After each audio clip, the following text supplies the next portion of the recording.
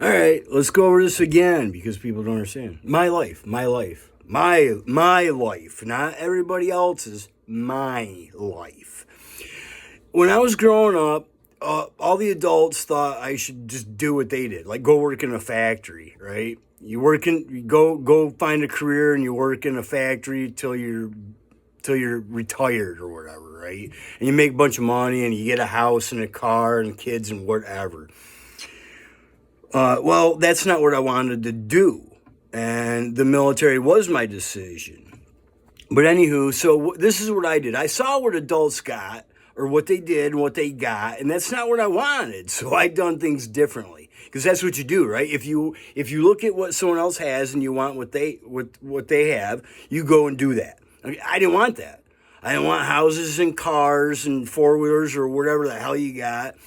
But my first thing was I wanted to figure out myself. So I did. First I went in the military and then I lollygagged around because I wanted to figure out, I want to do me first before I had a family if that was going to happen. So that's what I did. I worked and I clowned around, but I stayed single and I did my own thing.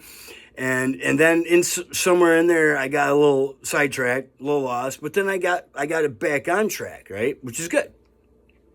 So that's when I went back to college using my GI Bill that I earned with my life, right?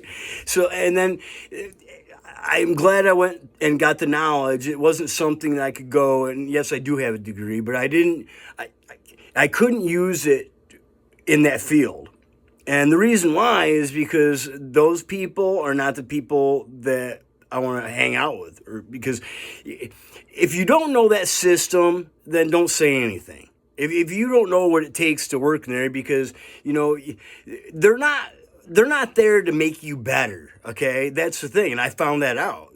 So they don't want me there because I actually want to make people better. I don't want to just keep them around to collect their money. All right, so that puts me out. Okay. Think about things, people. But anywho, so I'm like, well, Jesus Christ, I don't know how many people, okay, they went and they did life like everybody else, and they went and worked in a factory, and they retired, and then they died like a week later or something like that. I was like, I'm not going to do that. I tried a factory a couple times, it's not my thing. But I did things a little backwards than other people. Like when my peers are straight out of my peers basically just were copycats of our parents, right? They went and right after school they got married and had their kids and they got their careers set up, and I did things a little differently because I didn't want to do all that. And I remember when they laid us off at the factory, and I chose not to go back, and I went and worked at the animal shelter. Now, I know a lot of people think that, well, you're not going to make any money there.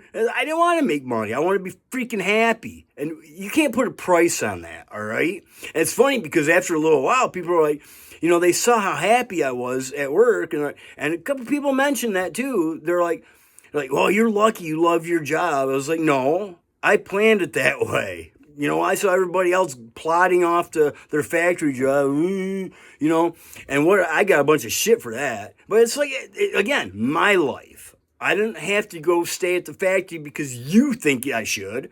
No. so anyway, so where'd that put me? I don't have a house. I don't have a car, which is fine, which is great because at this point in my life, I'm free. I'm not quite yet, but I don't have all these attachments or tie-downs. I don't have a wife to listen to. I don't have a car to take care of. I don't have a house mortgage. Because if you have all that, you can't just go. Now I have options. Which is good.